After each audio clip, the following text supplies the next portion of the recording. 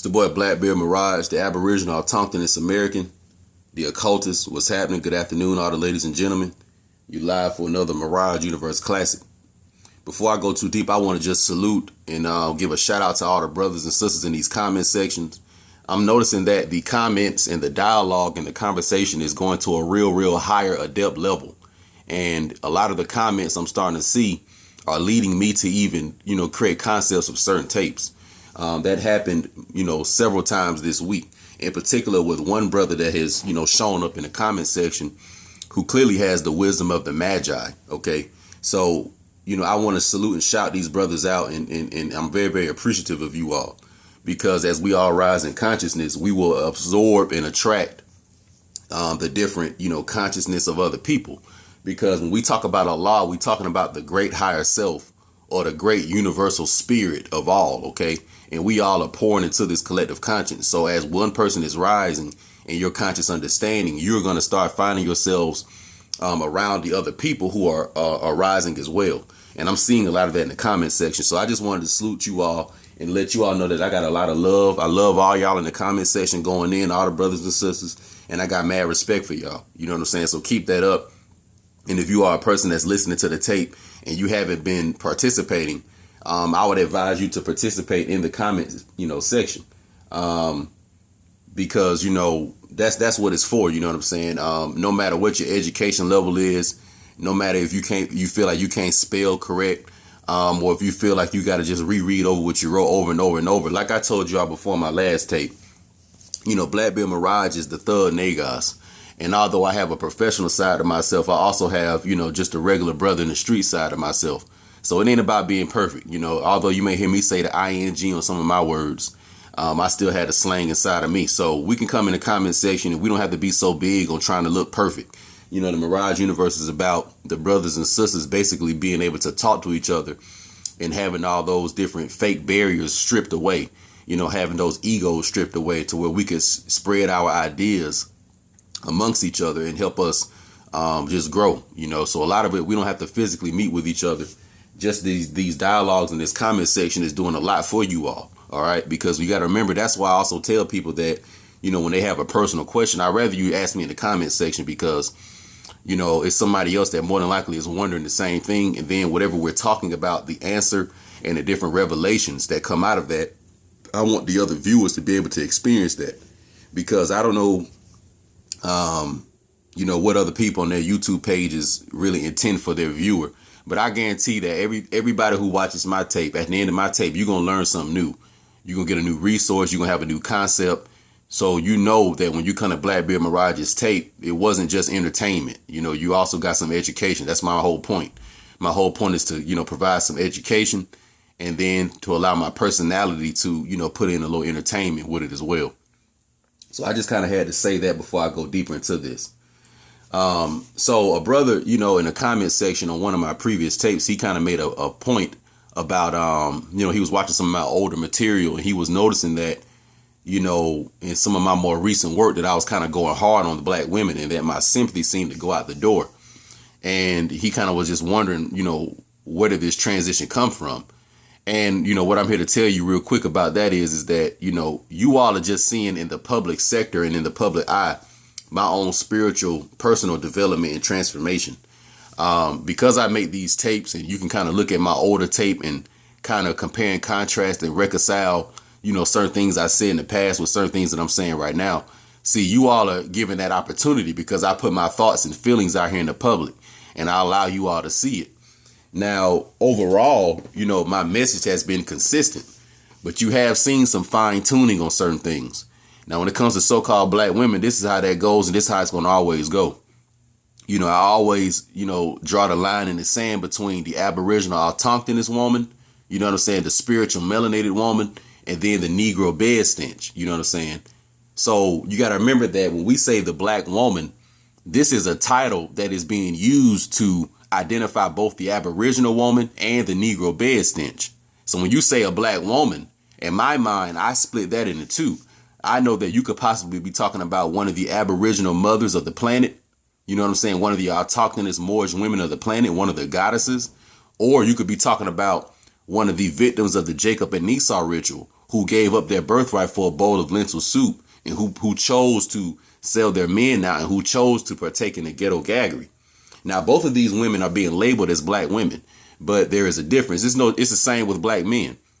You can say black men, but are you talking about the transgender down low man who's the homosexual, the man who abandons his family, the man who was running away from the Spanish Inquisition because he didn't feel like he could protect his family? Are you talking about that guy? The guy who is, like the brother said in the previous tape, that is under the wicked, ignorant, dark influences of, the bloodthirst, and he's out doing killings, and he has activated the parallel aspect of the thug energy? Or are you talking about the Aboriginal brother who is here to raise the consciousness of the people and here to see his people get some type of freedom or liberation? So although we labeling both of these men as black men, see, in my mind, I split them in two, because that's why the occult is very important, because that science is needed on the planet. Although we see things in a singular point of view, and although we see things, like as they may be independent, but because everything is in the physical world, everything is split in two. So everything has a duality. Everything has a night side and a dark side to it. So even that term, a black man or a black woman, who are we talking about? Are we talking about the Aboriginal mother, who fought for her people, who would be killed before she would become a bed wench? Are we talking about her? Or are we talking about the Negro bed stench? When we say black man, are we talking about the brother who wants to sell dope and kill his own people? Or are we talking about, the Aboriginal man who wants to rise out of that dead state, you see? So me personally, I understand the difference between the two. And a lot of the time when you hear me attacking black women, I'm attacking the Negro bed stench, okay? That's what that is. So I'm not going to be on these tapes doing shit like I'm not talking about all and none of that stuff, because, at the end of the day, nobody really gives me, or what I represent as so-called black men, nobody gives us that leeway. Nobody, says, okay, the good black men over here, and we talking about the bad one. Nobody does that for us. So I'm not really going to do that for anyone else. So you're going to have to put your third eye on to see exactly who am I talking about. Okay. So you got to just remember that, you all are seeing my public transformation because I'm actually sharing my ideas with you all. You got to remember that most people are not like Blackbeard Mirage. They don't share their inner thoughts. They don't share their inner feelings. Most people are afraid of public speaking. Most people are afraid of, letting the public see how they are. But that's just not how I am. I've naturally always been this type of person. Although on the external world, I'm very, very extroverted. You know what I'm saying? But internally, I'm very, very private. So this is just one side of my personality that you all are seeing. There's a part of me that's public where I'll share certain things, but there's another deeper core of me that you wouldn't really know unless you knew me personally. You know what I'm saying? Like, for example, a lot of you all probably think that if you were to come to my home and look in my room, that you're going to see a lot of occult stuff and, you know what I'm saying, fucking voodoo shit and all this kind of stuff everywhere. And you will see a little bit of that. But what you don't know is you're going to see a whole lot more homely and a whole lot more family oriented things, because I have a lot of strong Piscean fourth house energy in my astrology. You know what I'm saying? A lot of Pisces fourth house energy. And that has a lot to do with the home and family. And I'm very, very connected to my direct family and my indirect family. My direct family, of course, is my bloodline, my mom, dad, you know what I'm saying, cousins, brothers and sisters. And I'm very, very closely connected to that. But also my secondary family would be the Aboriginal Americans as a whole. You know what I'm saying? All so-called black people. So I'm very, very connected to just family. You know what I'm saying? So you're not going to just see a bunch of boogeyman shit in my room. You're going to see pictures of my mother and stuff like that. So there's two sides of my personality. And you got to remember that you all are seeing my transition. Whereas with a lot of other people, see, I'm not really seeing you all's transition. I don't know, how good you all are grasping this information. I don't know what you all are feeling and what you all are thinking. Most of you all don't make tapes, you see. So you're just being, lucky to see inside of my growth. OK. Now, transitioning to what we're talking about in this tape, we're going to deal with a little bit of basically some of these Moorish Aboriginal concepts. And we're going to clear up certain things because there's some I'm seeing in the community of people that are subscribing to this whole Moorish thing. Now, you got to remember that the way I talk about the Moorish history will not be the same way as some of these guys you see on Sonator TV or in the conscious community. A lot of them will view me as a renegade Moor. For example, I'm not a part of any temple. I don't feel like you need paperwork or anything like that to get these crackers to acknowledge you. I'm not really promoting that kind of stuff. What I'm dealing with more so is you doing the independent research and the independent work to come in contact with Allah or come in contact with your own higher self. And then after you get this, spiritual divine connection, then you will now start to be allowed to resurrect your own Moorish history. So you got to remember that when Prophet Noble Drew Ali brought this information back, and even the Prophet Muhammad, this whole Moorish thing is not only, it's a divine national movement. So yes, it has to do with nationality and status, but it's also divine. And it's very, very esoteric and occult in nature. So I'm dealing with the Moorish history from more of an aboriginal, not aboriginal, but more from the occult esoteric point of view. Also, too, I find the word aboriginal, autochthonous, Moors, you see, these words are all interchangeable to me. Okay, if you look up the word aboriginal, indigenous, it's basically going to have something to do with a person being, the original inhabitant of a particular landmass. If you look up the word autochthonous, it's going to have to do with a person that is, the originator of a particular, landmass or area. And if you deal with the word Moor, it's going to take you to basically being connected and tied to the land and the water. So although they don't, although verbatim, they don't mean the same thing, but they're interchangeable to me. So to me, an autochthon, an aborigine, and a Moor is all the same person. And also, you got to remember that Australia is not the only continent that has Aboriginal people. America has Aboriginal people. Europa has Aboriginal people. So-called Africa has Aboriginal people. Greater and Lesser Asia has Aboriginal people. So part of the mind control out here is that Australia is the only place that can have Aborigines. So no one else can really have a population of people who could be called and labeled Aborigines. And I used to always wonder that myself. I would see these so-called Australian Aborigines and they would have the same copper colored bronze tone as I do. Some of their hair textures kind of look the same as mine, but I would be confused on how are they Aboriginal, but I'm not. You know what I'm saying? When I would look up the word Aborigine, it would basically mean somebody who's original to the earth. So how on one hand are black people the first humans, but we're not the Aborigines of the planet in the several continents? So a lot of this stuff, that's why I said we're going into a level now where your knowledge and understanding is going to have to be on the adept level. Because like I said, you all are actually somewhat joining in on my own personal transformation and growth. So that means that the greater I understand this stuff and the more I accelerate, the more you all gonna have to keep up with me. So that means my terminology is going to be a certain way. So the way I'm going to look at that is like this. When I see the comment section and I see, certain statements. Now, once again, I'm not picking on none of you brothers, but all I'm saying is that it just shows me that maybe a certain level of understanding, it may have not clicked. It may have not just clicked yet. It may have not clicked, because when I make these tapes, I'm making it from the adept point of view. And I'm making it as if the viewer is an adept as well, because although some of you all may be new subscribers to the Midnight Mirage, a lot of you are not. And I'm not going to go back on old lessons just because you are a new subscriber. So you may have to go look at some old tapes and actually catch up. And I'm going to know, because if you leave, let's say, a comment on a new tape, and this is something that I know I've answered probably 200 tapes ago, more than likely I'm not going to respond.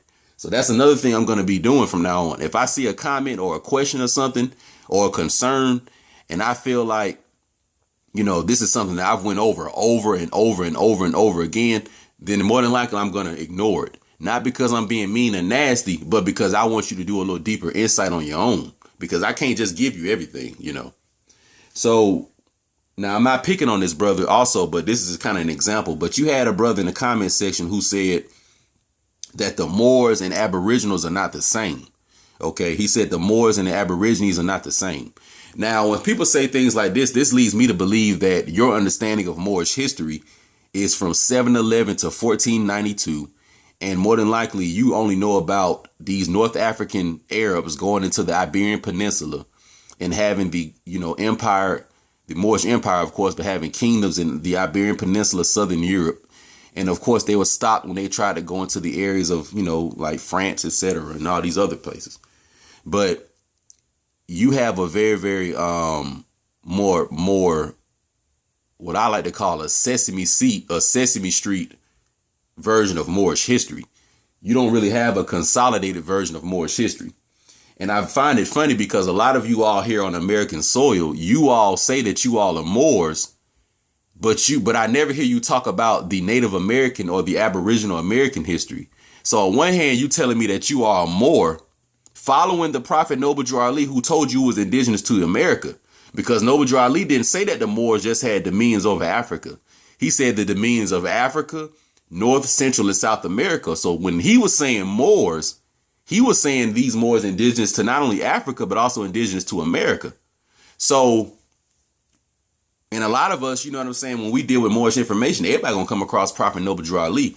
So when I see people say that, and I don't see you ever connect the Moorish history to these Aboriginal Americans or so-called Native Americans, then that lets me know that it's still certain levels of this that you may not have fully gotten to yet, because that's typically what you're going to see. Like, you're not going to see many people out here that are going to call, you know, the so-called black people who were dressed in Native American attire Moors or Muslims or Autochthonous American. A lot of people aren't on that level yet. I can actually count how many people on YouTube that I can see are at that level of consciousness yet. But the reason why this is very, very important, because this is where it's going now. I'm telling y'all right now, this is where it's going. Out of all these groups in the conscious community, the Moorish community is the only one that can consolidate all the information. So within the Moorish information, you have the RBG stuff, because they deal with a lot of the Egyptian mystery system. But that's contained within the Moorish paradigm. Within the Moorish thing, you have the Hebrew Israelite thing, because a lot of the Hebrew Israelite brothers on the streets, they, for some reason, think that they're not connected to the Moorish thing. But the Moorish thing has their stuff included as well. And all these other groups within the conscious community, it's interesting that the Moors are the only ones that talk about all their stuff, but all their things individually, they don't include the Moorish thing. So, for example, the Hebrew Israelites, they don't know how to connect the Egyptian thing and the RBG thing to what they're doing. The people who are the hotel, people, they don't know how to connect the Moorish thing and the Hebrew Israelite today thing. The only people who can really connect all of it are Moors. But these are who they call the renegade Moors, the people like Asir the Duke of Tears. I would say Asir the Duke of Tears is the high priest of the more recent aspect of this consolidated Moorish information, because he is the one that helped me even get my understanding and get my education together about these Moors being indigenous to the Americas and tying that with the Native American history. Because when we look up a lot of these Autochthonous Americans, like on all my thumbnails, you can look at them and tell that they so-called black people, but they dress like Native Americans. So the next question is that, well, what was their culture and what was their heritage? What languages were they speaking? So when we come across stuff like, by Barry Feld in like America BC, and he talks about all these different, Hebrew tablets, all these Arabic tablets, all these Phoenician tablets that are found in the American soils, now you can piece all the shit together. So if they were telling you that so-called black people were the first ones on this continent, but at the same time, the lie in history, they told you that the Native American were the first people on this continent. So now you can fix and clean that up. And then you can connect the language they were speaking, which were these different Aramaic, Hebrew, Phoenician, Arabic, different languages. These Algonquin, Egyptian, hieroglyphic type languages. You know what I'm saying? This is what was going on here. So, if you can't really bring all that to the table and you still telling me about some Moors in Spain, you know what I'm saying? And not really connecting it to the Aboriginal Americans, then I'm going to feel like you don't really know this stuff like that. Because most of the Moorish information that I've given you all is coming from the American perspective. Okay. Yes, I do talk about some of these Moors that were on the other continents, but I've been giving you all the majority of the American perspective. So we're going to have to kind of take this thing to the next level now with our understanding, because I'm not going to stop. I'm going to keep it going. And I'm telling you where it's going. I'm going to tell y'all right now, this whole African thing is about to break and fall. It's about to break. This whole concept of a lot of black people accepting that they were from that, they're going to challenge this shit now. And when it gets challenged, this other stuff is going to make a whole lot more sense now, because a lot of you all that are claiming you from Africa, you can't even answer a basic question as of what country or nation in Africa you from. You can't even answer that. You can't even tell me, well, what did your great ancestors tell you? Because like I told you all previously, my great aunt told us that we were Blackfoot Aborigine as far as on my mother's father's side. So what about African history can you tell me? Because, for example, I got a homeboy, and shout out to my brother whose parents are from Nigeria. So when he tells me that he's Nigerian, The reason why he says that because his mother and father is Nigerian, and this is who's giving him that information. He's not getting it from public school or roots like we did with the Africa shit. So it's like, you're going to have to make sense of that. You know what I'm saying? You really, really are. So in today's tape, man, what I'm going to do is read over a little Moorish information. And as I told y'all before, that George Washington chopped down a cherry tree, and a lot of this stuff was hidden. And the reason why we are confused on this Moorish thing is because these Freemasons have actually put it, behind closed doors.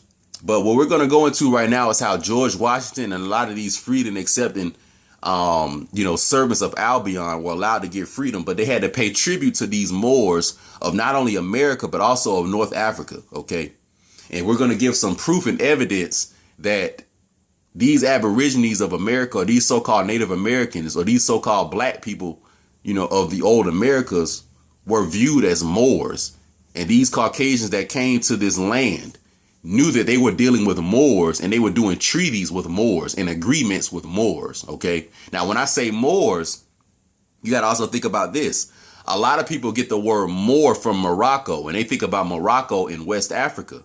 But once again, when I say the word Moor, I'm getting it more so from the Amaru Meru, which is stemming from South America, or a Marrakash or a Morocco. So that's where I'm getting the word Moor from. I'm not necessarily getting it from Morocco and West Africa. I'm getting it from the Amaru Meru, or America, or Timeri, or Maryland. That's where I'm getting my word Moor from. So that's another thing that probably confuses some of you all. When I say Moor, yes, Morocco is also ancient America, but I'm getting it from Amaru Meru, because that's what the ancient indigenous people called this place, Amaru. That's what you get in Tupac's middle name, Tupac Amaru Shakur. So this land was known as Amaru. So when we say Moors or Meru, you got to also think about, well, where exactly are they getting this from? And when we say the Moorish Empire, yes, in Africa, they had that aspect of it. But over here, it was the Amaru Meru. All right. So let's go over some tributary duties of the United States to the Moorish Empire. OK, the United States paid $20,000 for the Treaty of Marrakash. That's the Treaty of Marrakash, Marrakash. The seal of the emperor was placed on the treaty, originally written in Arabic. Now let's go into this shit. March the 3rd, 1791, Act pertaining to the U.S. Navy, United States Statutes at Large, First Congress, Session 3.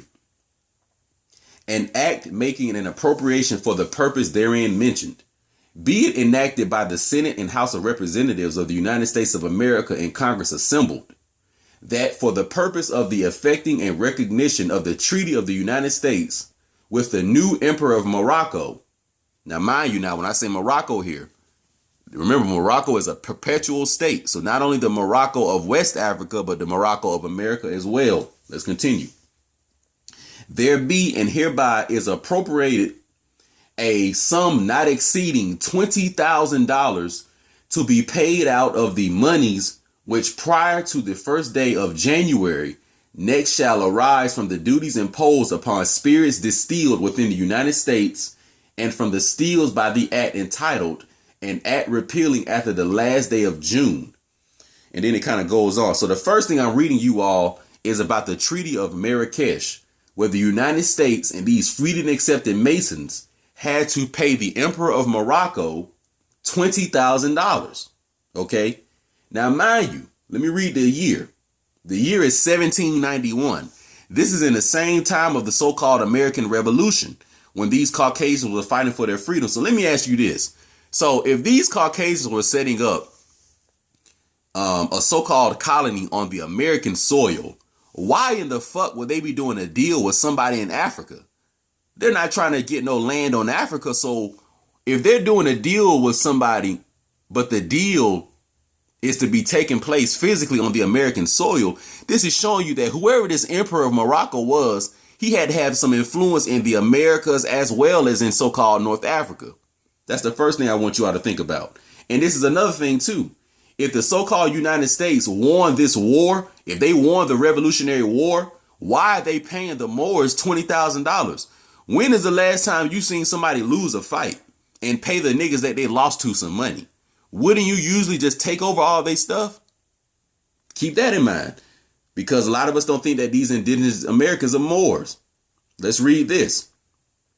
The Treaty of Marrakash of 1786, made between Caliph Muhammad ibn Abdullah, Islamic leader of the Moorish Empire, the Maghreb, and the United States of America. Now, the United States of America in this deal now is the United States of America with a lowercase s. Because in a lot of these deals, you got to look at who is doing the deal. Was it the United States? Was it the United States of America with a lowercase u and s? See, these are all different corporations. The same way like you have your name. You ever notice in some mail documents, you get it when your name is spelled in all caps? Or sometimes you get it when your first and last name is, like, for example, my name, the first letter, Chaz, would be in uppercase. And then in my last name, the first letter would be in uppercase, how you would normally write your name. So you have these different versions of how you would write your name, showing that these are different entities you're dealing with. But anyway, the Treaty of Marrakash of 1786 between the Islamic leader of the Maghreb and the United States of America. This first page contains the seal and introductory articles of the treaty made in June of 1786 and later translated in 1787. The Arabic original and English translation protects all Muslims or Moslems and Moors from enslavement. Let me repeat. The Arabic original and English translation protects all Muslims or Moors from enslavement. Moors from enslavement. Most of the blacks captured in the slave trade were citizens of Islamic nations, Moorish nations, that recognized the Caliph of the Moorish Empire. The enslavement of these Moors or Muslims was a violation of national and international law. So this is why you had these Aboriginal Moors or the Seminoles in Fort Negro in the southern area of Georgia and the northern area of Florida, why they were waving the red Moorish flag. Because they still had allegiance and they remembered their nationality and they remembered the bloodline that they were tied to. You got to remember that black people have been stateless and nationless for so long to where we think that we don't belong to no nation. It's almost like if you see, the United Nations, how you have that big round table. You have all these different countries and all the particular flag and a representative from that nation. They have got black people so duped to think that you all have no seat on that whole round table. But what they're not telling you is that your seat is actually where you see the United States of America and that red, white, and blue flag. And this Caucasian man or woman sitting in your position. That is actually where your seat is, my guy. Okay, so that's supposed to be an Aboriginal American there. And the flag you're supposed to see is an all red flag. And the person you sitting in that seat is supposed to be a so-called black person dressed in their original Autochthonous Islamic regalia or attire. Because that was our culture before we were put in, this prisoner of war situation. But it says that the Arabic original and English translation protects all Moors from enslavement. So this is why I said in the previous tape that this whole bullshit that we went through wasn't even fucking legal. That's why they kept trying to get you all to call yourselves Negroes, blacks, and colors. Because this Treaty of Marrakash didn't protect Negroes. It didn't protect blacks and it didn't protect colors. It protected Muslims and Moors. So in order to get you unprotected, they got to get you to accept an identity that this contract doesn't label. It's almost like this. Let's say I have a child. Okay. And let's say that, just hypothetically, that my family name is John. Okay. So my child will get the inheritance under the name of John. But let's say my child grows up and he changes his name to Ben, let's say. Well, the inheritance was not left to Ben, it was left to John. So now, although it's my blood relative, but he will not be able to receive the benefits because he's not in his proper person. He's not in his proper status. And he is actually under a demonic possession of a label that he falsely created for himself, which is Ben. And that's basically what we're doing. So this is why you can, get pulled over by the police and get your brains blown out, go march on Washington, and then the police in the courts still say that the cop gets off without going to jail. In your Eric Garner situations or your George Zimmerman situation, it's no different than the fucking Dred Scott case of the 1800s when those judges told him that the Caucasian man don't have to accept no statement made by Negroes. They got to accept them made by Muslims or Moors, but not by Negroes. It is what you have. Also, you had another situation, another court case called the Sundry Moors court case, Well, long story short, it was some brothers that was captured here in America, but they remembered that they were, citizens of the Islamic Empire. And when they went to court, the shit held up. You know what I'm saying? So, I mean, hey, and real quick, I'm going to show you all a picture of the